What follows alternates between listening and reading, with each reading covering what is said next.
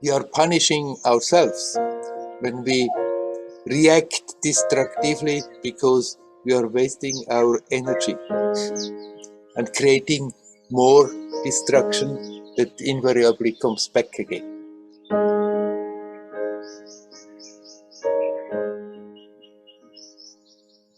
Hello, Werner. Hello, Nelly. I wanted to ask you to comment a statement.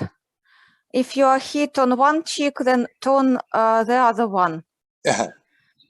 Yeah, I think that if listen it and understand it literally, it sounds for me a bit masochistic. Yes, I Yeah. just wonder if it means that I should not be so serious to what people say or do in their emotions. I can understand it, but I wonder, I'm interested in how you can comment this. It's certainly an extreme statement. If you are hit on one cheek, then present the other one to be hit a second time. Don't take it too literal. Sometimes it may also be all right if somebody wants to hit you or hits you. If you tell him, oh, if you are still not satisfied, can as well hit on the other side too. They may be so shocked that they immediately stop and leave you in peace. But the main thing it indicates is that we learn not to act out of rage, out of revenge, that some unpleasantness is coming towards us, and then instead of seeing it, experiencing it, relaxing it, let it go through, the tendency is to create a wall and send the same unpleasantness or worse back. And of course, then that will give again a reaction, and the whole development is destructive. We are wasting a lot of energy, and the other people also are wasting a lot of energy, and often it becomes real painful and destructive, creating suffering. And learning not to hold on to that. Somebody insults us, and then we go home and still it's in the mind, and we churn it around and send down continuously these darts of anger and hatred towards that person. Then we are spending a lot of energy totally destructive. But if then you become aware, then and you learn to let go and relax, then you don't waste your energy anymore, and you don't create a ground where more aggression comes back to you. Because if you cut the circle of the energy going to and from between the other person and you, then it quickly dissipates from the other side also. So that is enough. You don't have to run after people and tell them to hit you a second time. But you can learn not to hold on to the impulse of revenge, hitting back, and even if it's there, then that we learn to see it, and then instead of dealing with the other person and their mistake that they did, deal with our reaction, see what it is doing, how it is churning up the energy, and learn to relax. And that is all we need to do. If by chance in a situation you can diffuse the situation by literally presenting your other cheek, fine, but it's not the rule that you should now necessarily follow all the time. It happened actually, there were thieves in Raman Ashram, and one fellow hit Ramana with a stick on the leg. And he just told him, well, if you are still not satisfied, you can as well hit the other leg too. And he was so flabbergasted, he gave completely up and went away.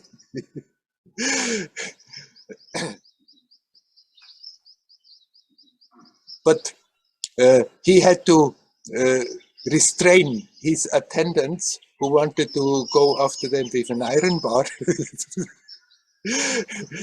and tell them, okay, no.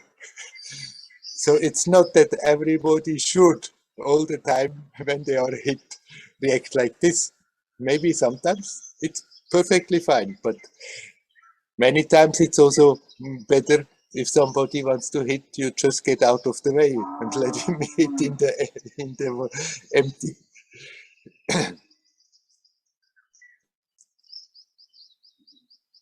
What we have to learn is not to be destructive, not that we want to destroy out of revenge, and that impulse may come often.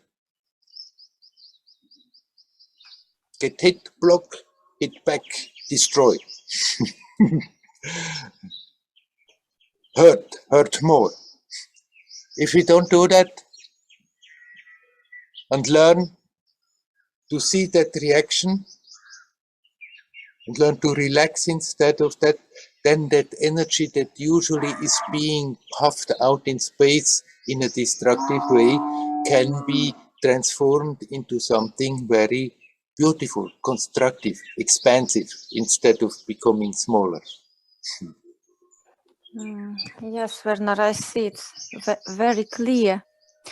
I see that sometimes I have situations when I talk with close people and some words can hit me. Yeah. Yes, and I feel my reaction and that Yes. I want to say something back. Yes, and what should I do? Just to breathe and relax? Right. To If take you some can, time? first deal with your own reaction. And if after that you still feel, but actually this situation asks for it. It's good. If I'm saying something, you still can say it. But then you don't say it out of destructive reaction, but because you feel it's right, a right thing to do, to say. And if it slips out before you can stop it, okay, then eventually you become aware and then you stop. Instead of thinking, no, I'm right, they are wrong, I'm right, and you go on and on and on and send out the darts. It will happen. Somebody may say something and poof, the reaction is there. But then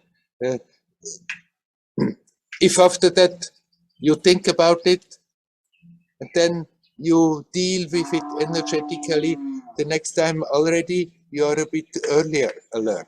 And eventually you come to the point that in the situation itself, you can be alert. There is my reaction. And then first deal with your reaction. See it, relax, and then deal with the situation. And often it's not necessary that we are giving back. And sometimes, if it's necessary, if we feel, no, there it's totally justified to make a point. Then we still can say it, but we will say it from another position. And then it has also much more of an effect than if we say it out of anger. Yes, Werner, one moment was not clear for me. The connection was broken. Oh.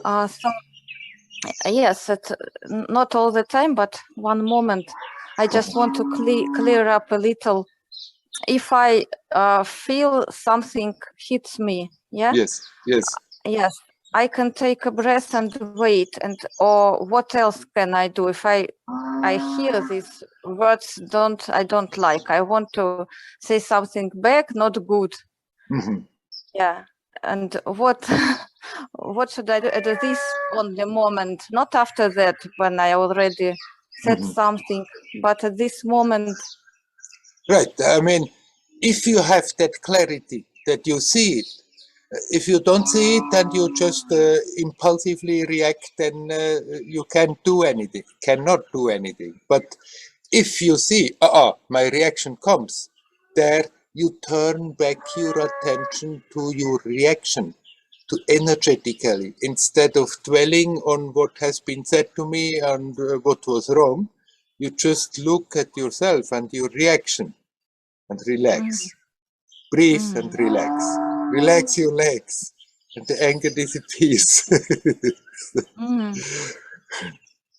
Okay, thank you, Werner. And after that, if you still feel it's the right thing to do, you can still give a response, but then your response will be more substantial if it's not out of anger. Yeah, okay, yeah. Thank you very much, Werner. I mean, we are here to learn. It's a battlefield, and sometimes we just boom, boom, react, and then we feel I could learn to do it maybe more constructively. And if it's sometimes still happening, then don't worry about it too much. But there you can intend again deeper that I just learned to be more alert, and the more you are sort of practicing this, then it comes earlier and earlier that you come to the point that you really have the freedom when in a situation, when a reaction comes, to decide whether you want to manifest it or whether you just let it pass like a puff of air. Okay. It doesn't mean that we should let people walk down on us, that they can do whatever they like. We don't have to become weak and no, okay, everything is all right. If they misbehave, then we don't have to just take up with that all the time. But we can learn to deal with the situation in such a way that we are not creating more destruction, but somehow deal with it in a constructive way. That's good, a very good exercise for ourselves, and it's also helpful for the others. Yes, yeah. Yes, thank you, Werner. You're welcome. Hari Om. Hari Om. Hari Om. Hari Om.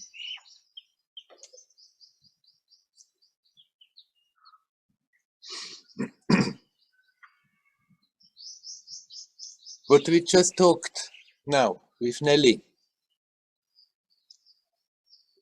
this is just one example. When we are identified with that role that we are playing, when we are identified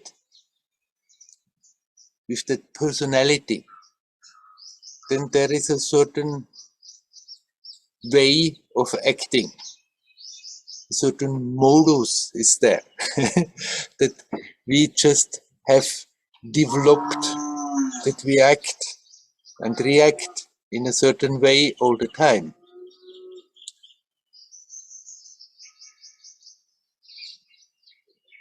No matter what the situation, in what context.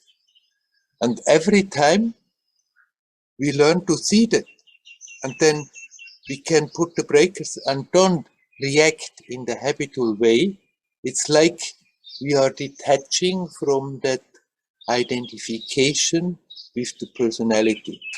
And somehow that detachment has to happen if we want to become aware, hey, I'm not this person. This person is just a role I'm playing in the theater of this world.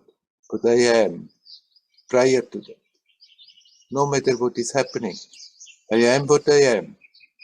It's not changing all the time with the changes of this role. So every time there comes an impulse how the me personality wants to react, and I can see it and check it.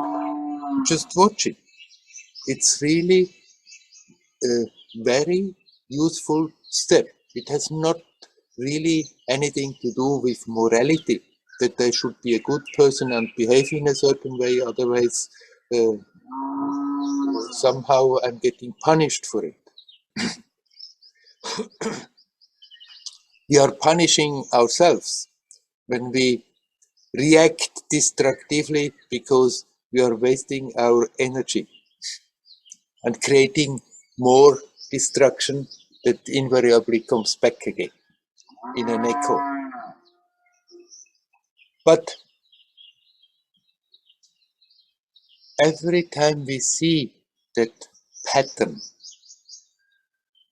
no matter in what context, what personal patterns, but a pattern of which I feel it's not necessary, it's keeping somehow the experience small, and then not to indulge into reacting in the usual way is a great yogic exercise that helps us to redirect the energies, helps us to use that energy that came up and wanted to manifest in a destructive way, to use that energy to go deeper in our experience and make the experience more expansive.